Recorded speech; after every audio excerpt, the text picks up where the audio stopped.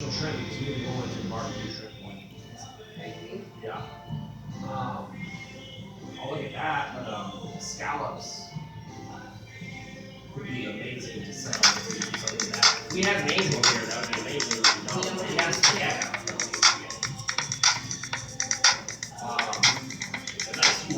Grab some angel here real quick. I mean, you got time. Let me see your shoulder shake. Let me see him move a little bit. There it is. What it do? Way back, Wine Wednesday.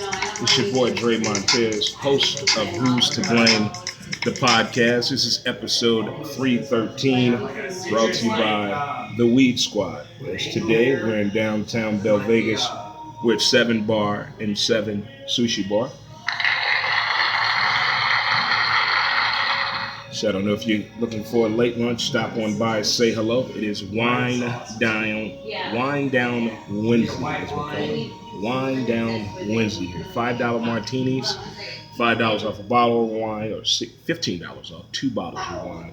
And tonight, for your listening pleasure, your friend and mine, welcome back, my buddy Kurt Copeland is going to make an appearance tonight. He's been out a little under the weather, but hopefully tonight. Get on by here at 9 p.m. and get ready for Kurt Copeland and Friends Open Mic Night.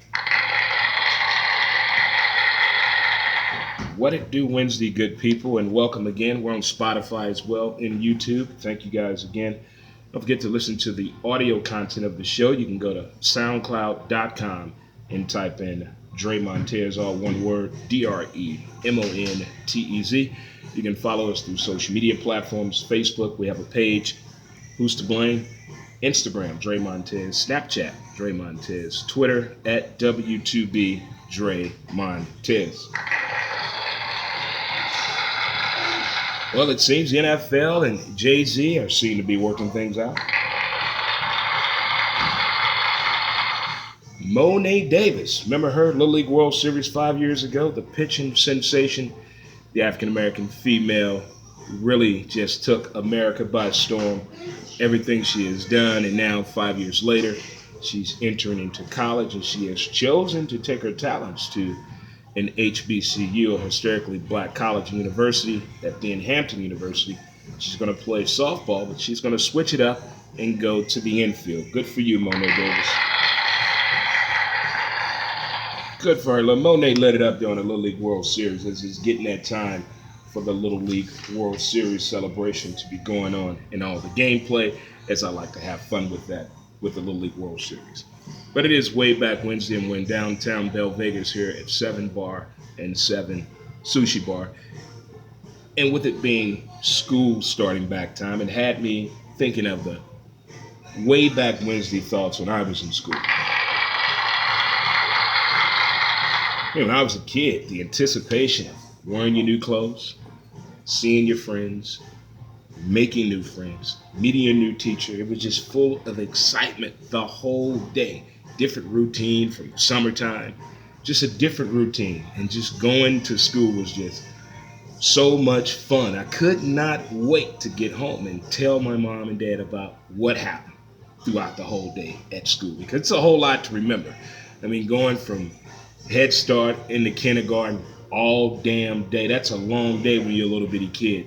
But it was just so fun. And then as it went forward on, I'm just talking K through 5, how that was, because everyone is sharing their pictures of their child heading into elementary school. I don't think too many people care about the high school kids. I've yet to see anyone post anything about a high school child. From high school is they're a different story, different topic of discussion.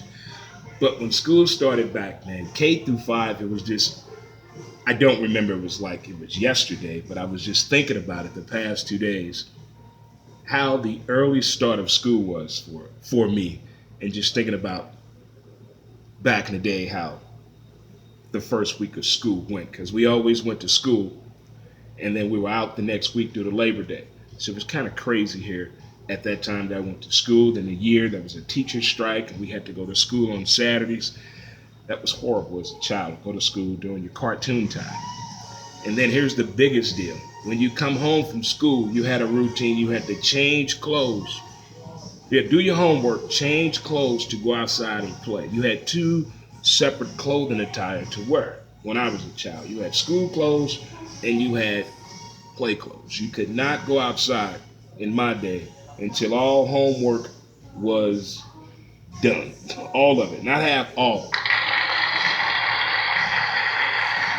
I had one of those moms that would check my damn homework, so I couldn't like slide away or nothing like that. But childhood memories, way back Wednesday style of school starting back.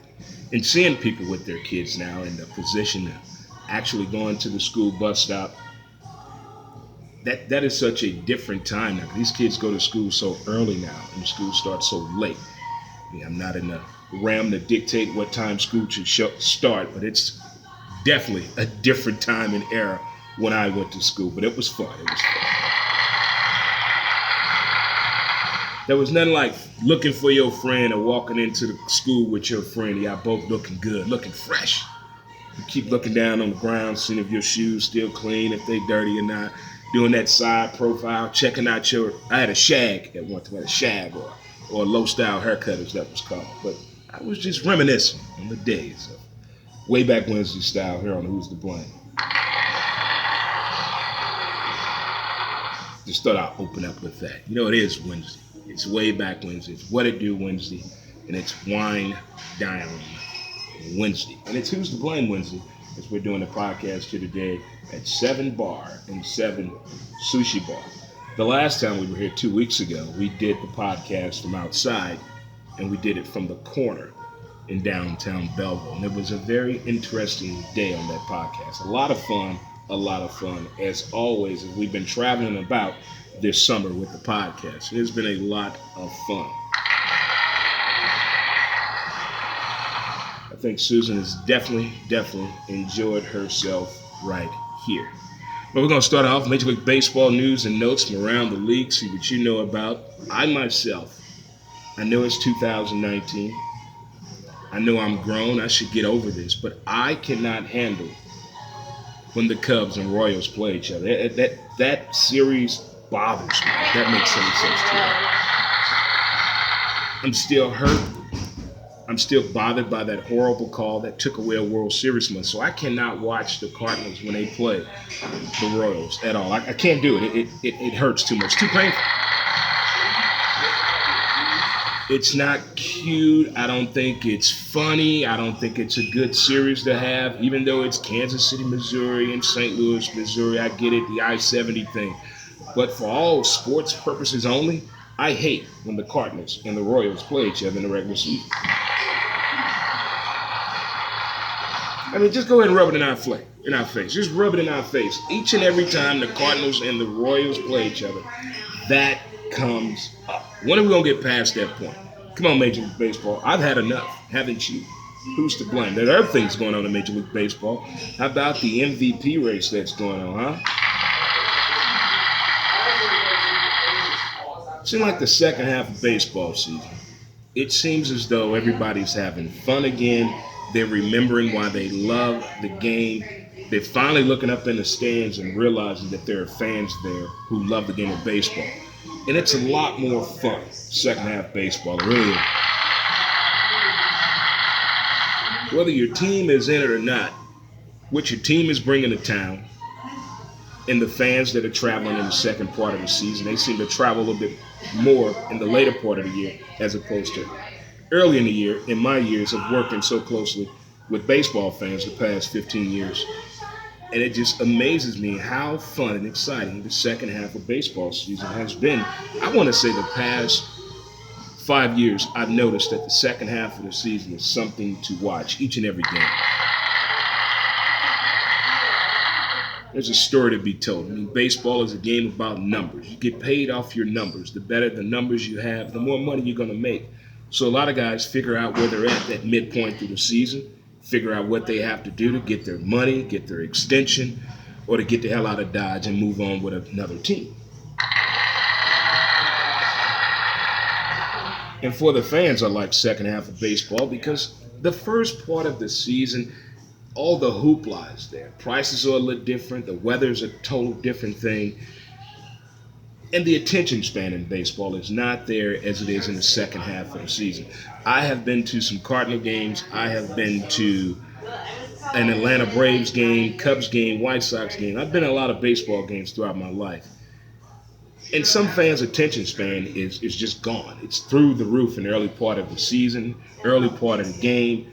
But now people are starting to pay a little bit more attention to the race and inside the numbers itself throughout Major League Baseball. But I hate it when the Cardinals and Royals play each other, period.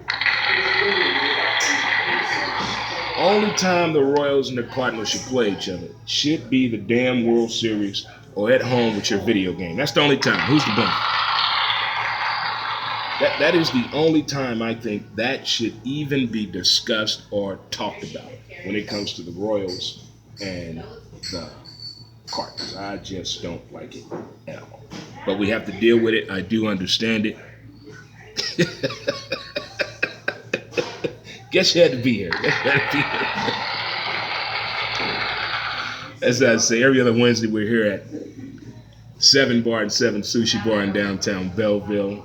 This Friday we'll be at the Office Lounge on the patio at 2 p.m. If you're in the area, stop on by, say hello. Half of you have the time off, so stop on by. Take a day off in the middle of the afternoon and listen to a podcast. Sit in on a live podcast. You never know what you may hear and be a part of. As I said, we're on Spotify and YouTube now. So you can check us out on Spotify and YouTube now. I appreciate it. I appreciate it all. Trust me, it does not go unnoticed at all. It doesn't go unnoticed at all. Speaking of unnoticed, behind the scenes, I've been trying to learn this thing. We're going to call this documentaries. The discussion here is going to be on documentaries. Whether it's music, whether it's about an actor, whether it's about an artist, whatever it is, if I get interested in a documentary, I've become fond of them in several aspects of it.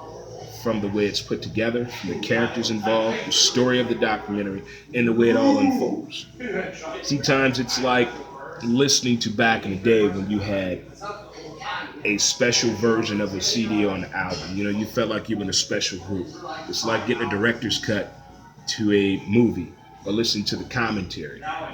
Or what VH1 used to do, storytellers. You get a little bit more insightfulness behind the meaning of the song, why they wrote it, when they wrote it, you know, what made them pick that title.